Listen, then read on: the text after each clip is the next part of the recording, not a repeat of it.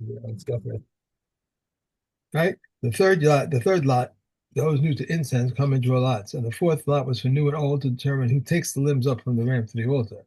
The daily sacrifice was offered with 9 kohanim, and with 10 or with 11 or with 12, no less than no more, no more. How so? The sacrifice itself with 9. Sukkot one held a flask of water in his hand, thus we have 10 in the afternoon. We have 11. The sacrifice itself with 9, plus 2 logs in their hands. On Shabbos with 11, the sacrifice itself with 9, plus 2 who held the spoon, 2 spoons of frankincense and the plum bread in their hands. And on the Sabbath during Sukkot one held a flask of water in his hand. A ram was offered with 11, the meat with 5, the intestines with and the 5 flour with the wine with 2 each. Okay. Okay, yeah. Now up to Zion. Let me just put my bookmark in place, and yeah. Okay, par. So carrying on the same thing of how the libations were brought in and how many kohanim we needed for each part of the service. The bull, which was a much larger animal than the ram or the sheep, is was brought par karid but esrim v'arba. You needed 24 kohanim to to carry it and all its libations in. Why? Because the parts are just bigger. Okay, harosh v'haregel. Okay, head and foreleg. Harosh be'echad v'regel b'shnayim. You needed two people to carry the that's not the foreleg. The regel is the hind leg. So the Oh, hind leg right. is big. You need two kohanim to carry that together. Okay, one person to carry the head, two people to carry the hind leg. Ha'oket v'haregel. Okay, the tail and the hind leg again. Ha'oket b'shnayim v'haregel b'shnayim. So each of these had to be carried by two. Okay, achazev v'gera, the chest and the esophagus. Chazer be'echad v'agera b'shlosha, and three people needed to carry the esophagus and the innards there. Shtei hayadayim b'shnayim, so each of the two forelegs had needed one coin to carry it. Shtei hadefanos, the two flanks, b'shnayim, two people. Hakravayim v'asolis v'yayin, the innards and the flour and the wine, b'shlosha shlosha. Each one of them needed three people to carry it. B'midvar Memorim, when is this the case? But korbanos tzibor, but that's talking only when you're talking about a communal offering. Aval b'korban yachid, when a single individual brings a bull as his korban, which a person can do. Okay. Im ratza lahakriv makriv, if he is a kohen himself who's bringing the korban of a bull, he can do the service entirely by himself. Hefshetan v'nituchan shel elu ve'elu shavin, and there's no difference between any of them when it comes to the skinning and the cutting into pieces. In fact, that doesn't even have to be done by a coin. That's not part of the actual ikar avoda. But he brings it. He brings it. If he's doing an individual one, he brings it. He brings the bull himself. And what happens to all that carrying bit? That still goes on with the other kohanim. If he wants to bring the entire thing himself, he can. Right. So So let's there's say no let's say that he decides to bring a korban ola, with his own right. personal korban ola, and he brings a bull as his korban ola, which he can do. If he wants to do the entire avoda himself, that's up to him. So he goes back and forth carrying the Then parts. he goes back and forth carrying the parts. Okay, that's All yeah, right. no accounting for taste. It's only when it's a Right. korban sibur that you need all of the different people coming and doing everything. But if it's a personal korban, he's allowed to dispose of it as he chooses. Okay. Maybe it's All okay. right. Great. Returning now to the subject of the service of Yom Kippur. Amar Lahim Hamamune. So the chief Kohen on duty says to the Kohanim, Tzu'ur, go out and take a look. Imhi giaz mana shchita. Has the time for the shchita of the morning tamid come yet? Okay, and the time of the morning tamid is any time from alos hashachar. Okay, from the Okay. time that there's the first bit of light. Then that's good for okay. Imigia, and if it's so, then Ha'odro Yomar Barkai. What's Barkai? It's Hivrika Vahir Shachar. That's the word to say, yes, the dawn is starting to come. Okay. Matisya ben Shmuel Omer Ha'ir Pnei Kol HaMizrach. He says, no. The question that they ask is, has the whole eastern horizon started to light up? Ad Shebechevron, right? Until Hebron, which is an interesting thing because Hebron is more or less to the south of Jerusalem. So what he's saying is that when the light comes, the sun rises somewhere towards the south, usually. Well, in the in the winter months it rises more towards rises more towards the south, but in the summer it actually rises more towards the north and it moves into the south sky as the day progresses. Um, but nonetheless, That's it. Right. it's Okay. saying that like it can't just be the east that's lit up.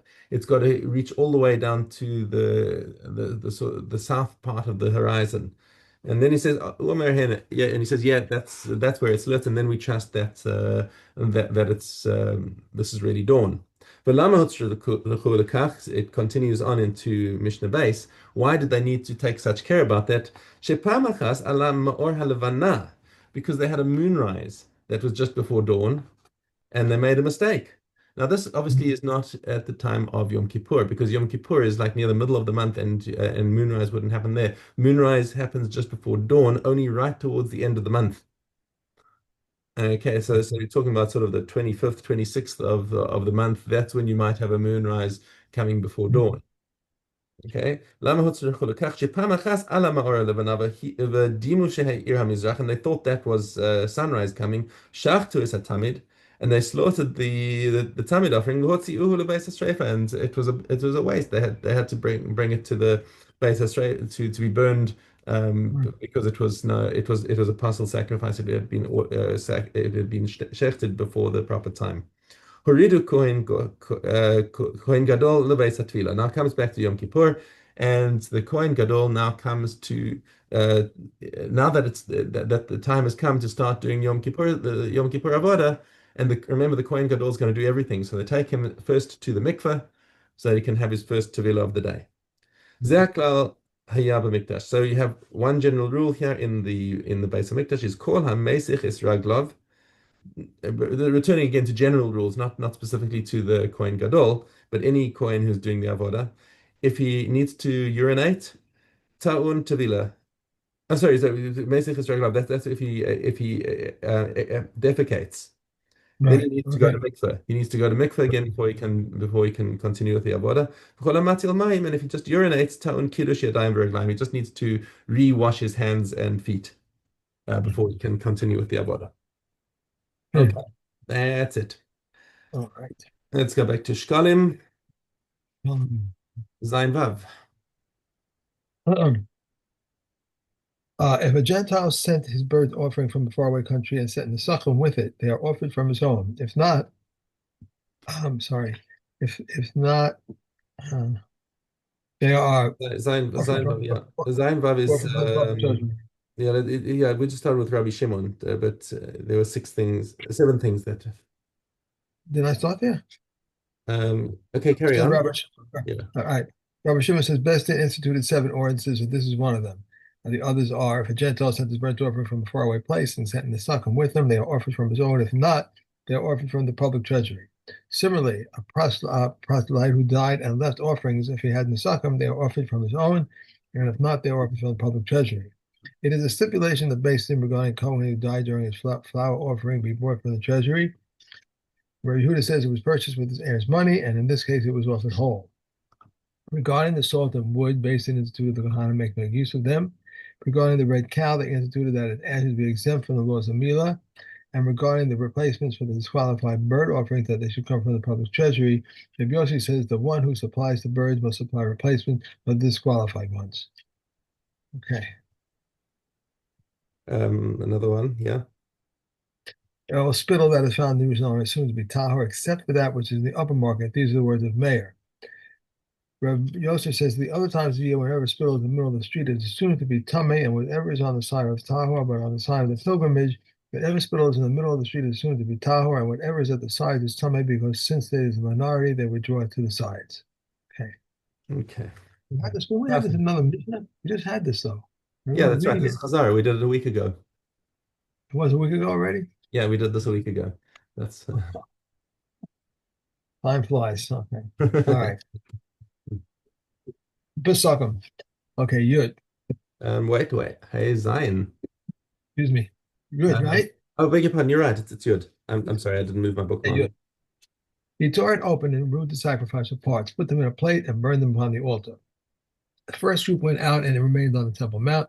The second group in the Chel, and the third group remained where they were. After dark, they went out and roasted their Pesach offerings. These things pertaining to the Pesach offering override the Sabbath. Its slaughter, the throwing of the blood, and removal of the offal from its entrails, and the burning of its fats. But its roasting and the rinsing of the entrails do not override Sabbath. Carrying it, bringing it from outside the Sabbath limit, and cutting off its port do not override Shabbos. Rav Eliezer says they do override it. Said Rav Eliezer, but is this not logical argument? If slaughter of the Pesach would be scripturally prohibited as a labor overrides Shabbat, then these were forbidden merely because the rabbinic provision should certainly override Shabbos. Said Rabbi Shua to him, let the festival laws prove this, for on they are permitted labor, but forbade on it was prescribed because of rabbinic prohibitions. Eliezer said to him, what is this, Yeshua? What proof can be adduced from the permissible act of a mitzvah? He responded and said, let sprinkling prove this for a mitzvah, and is forbidden because of rabbinic prohibition, and does not override Sabbath. So you should not wonder about these, even though they are a mitzvah. Now, for forgiven because of a rabbinic prohibition, they do not override Shabbos. Rabbi Eliezer said to him, but about this I do apply my logic. If a slaughter which is forbidden because it's categorized as a labor overrides Shabbos, and sprinkling, which is forbidden only by rabbinic provision, should surely override Shabbos. Rabbi Akiva said to him, perhaps the opposite is more correct. The sprinkling, which is forbidden by rabbinic prohibition, does not override Shabbos, and slaughtering, which is forbidden because it is characterized as labor, should surely not override Shabbos. Rabbi Eliezer said to him, Akiva, you have uprooted what is written in the Torah in the afternoon in its appointed time, which applies both on weekdays and on Shabbos.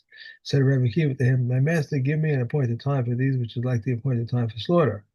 A general rule was stated by Rabbi Akiva, any labor that can be performed in the either of the Sabbath does not override Shabbos. Slaughtering, which cannot be performed in the either of the Sabbath, does override Shabbos. Okay. Okay. Next. Shabbat. Shabbos Aleph Zayin, yeah? Aleph Zion. Is that right? Let me just check that I got that right. Yes, yes.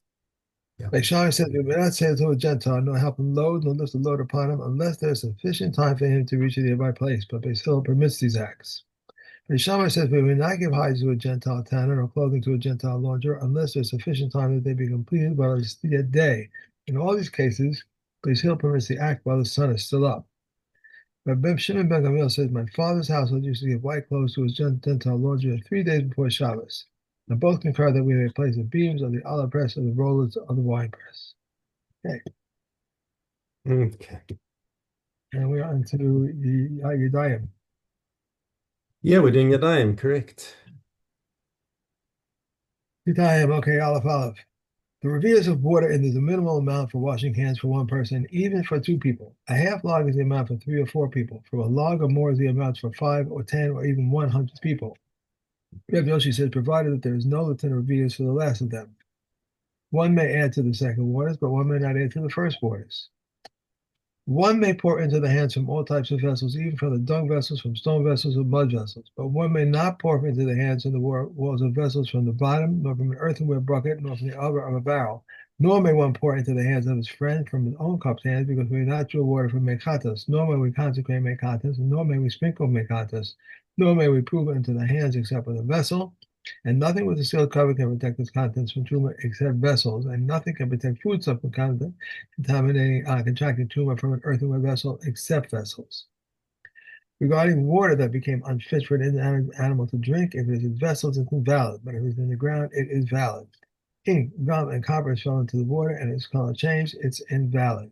If one used the water for any manner of work, or if he soaked up his bread, it's invalid.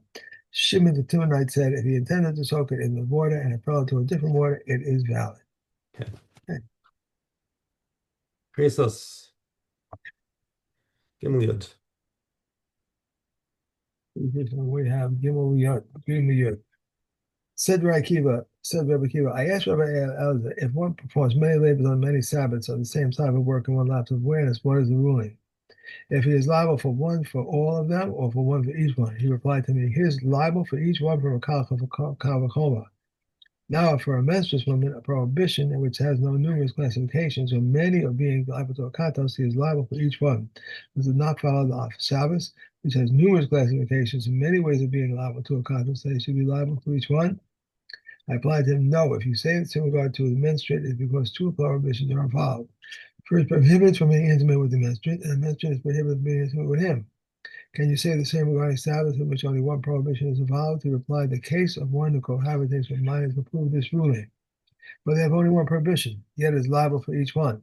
I replied to him, no, if you state this ruling regarding one who contaminates with minors, which although there is no prohibition now, there is one later. Can you say regarding Shabbos, which neither now or later has separate katos? He replied to me, the case of one intimate with an animal, prove it. I replied to him, indeed, the case concerning the animal is like the case of Shabbos. And if there was a doubt whether one ate kale fat or did not eat it, even if he ate it, if there was still a doubt whether it contained the amount required for katos or whether he did not, if caliph and fat and permissible fat were informed and he ate one of them, but is not known which of them he ate, or his wife and sister were with him in the house and he inadvertently cohabitated with one of them, but it was not known with which one of them he inadvertently cohabitated, for it was either the Sabbath or a weekday to perform labor on one of them, but it's not known which day he did it, he must bring an asham tzule. Just as if one ate two portions of kale fat and one lapse of awareness, one is liable to only one kata. So when the transgression is not known, he brings only one asham tule. But if there was awareness in the interim, just as he brings the katos for each one, so does he bring an asham tule for each one. Just as he ate kale, blood, noser, and pigul in one period of forgetfulness, if he is liable for each one, so when the transgression is not known, he must bring an asham tule for each one. If Caleb and Nosa were for him and he ate one of them, or does not know which one he ate, or his mistress, wife, and his sister were with him in the house, and he inadvertently cohabitated with one of them, but he is not known with which one of them he inadvertently cohabitated, or if the Sabbath and Yom Kippur followed one another, and he performed labor at twilight, but is not known on which of them he performed labor, if Eleazar holds him liable to a kados, and Reb Shua exempts him. If Yossi said they did not disagree with one who performed labor at twilight. They did not agree that one performed labor So at yeah. twilight. For I say that they did not part on the labor today and part of it tomorrow. Concerning what did they differ? Concerning one who performed labor in the middle of the day, but it's not known whether he did it on Sabbath or Yom Kippur. And concerning one who performed labor, it is not known what type of labor he did. If Eliot holds him liable to a katos, Rabbi Yehuda exempts him, and said Rabbi Yehuda exempted him from even in Ashatule. Okay. Oh, okay. And we have Baba Bakama. Baba Kama. Baba Kama. What do I have? We have test yud. Right? Starting test yud. No, Baba Kama. No, It's a Vav base. I'm not sure where you get Tessiot from. I don't know. I put the tissue in the wrong place. It fell on the Okay. floor. Okay. Okay. Vub base. If he leaves it in the sun or gives it over to a deaf mute, he's mentally deranged person or a mentally or a minor, and he goes out and damages, he's liable. If he gives it over to a shepherd, the shepherd assumes the responsibility instead. If it falls into a garden derived benefit, the owner pays for what it benefited. Should it go down to the usual manner and damage, he pays for what is damaged. How does he pay for what is damaged? He appraise how much a solid space in that field was worth and how much it is worth. If Shimon says if he eats ripe fruit, he pays for ripe fruit. If it's a saw, he eats two saws, two saws. If one makes snacks with grain in another's field without permission, and the animal belonging to the owner of the field eats them, he's exempt. Even if he is injured by them, the owner of the sack is liable, and should he make the snacks with permission, the owner of the field is liable. If one causes a fire through a deaf, mute, or mentally deranged person or a minor, he is exempt by the laws of man, but liable by the laws of heaven. If he causes it through one of sound mind, then one of sound mind is liable. If one brings the fire and one brings the wood, the one who brings the wood is liable. If one brings the wood and one brings the fire, the one who brings the fire is liable. If another one comes along and fans it, the one who fans it is liable. Should the wind fail it, all are exempt. Okay. If one sets a fire and ensues wood, sows earth, he is liable. If it says, if a fire goes forth and comes across thorns and a stack of grain or standing grain or in a field is consumed, the one who ignited the fire shall probably pay. If he crosses a fence 5 cubits high, or a public road or a river, he is exempt. If one ignites a fire with his own property, how far can the cry cross? If Elazar ben Azariah says we do it as though he was in the middle of the core space of land, Rabbi Eliezer says 16 cubits like a public highway. Rabbi Kiva says 50 cubits. Rabbi Simon says the one who ignited the fire shall pay. All that is according to the fire. Okay. And that's it. That's it. Correct? Yeah. Okay. Correct. Okay. I wanted to, before we run quick, I wanted to ask you about